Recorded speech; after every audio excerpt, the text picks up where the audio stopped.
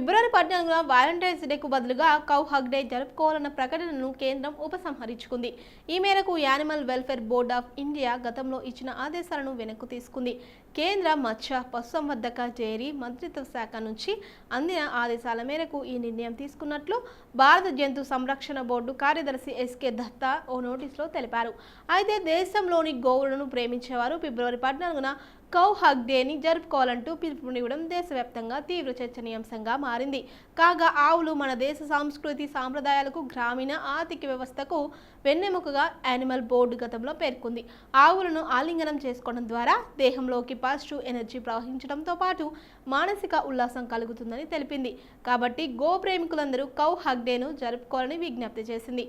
కాగా cow hug day సానుకూల విమర్శలతో ఈ అంశం సోషల్ మీడియాలో ట్రెండింగ్గా కొందరు వ్యంగ్యంగా మాట్లాడుతుండగా గోప్రేమికులు మాత్రం ఈ నిర్ణయాన్ని స్వాగతించారు. ఆవును ఆప్యాయంగా హత్తుకుంటే ఎన్ని ప్రయోజనాలు దక్కుతాయో సోషల్ మీడియాలో పలువురు పేర్కొంటున్నారు.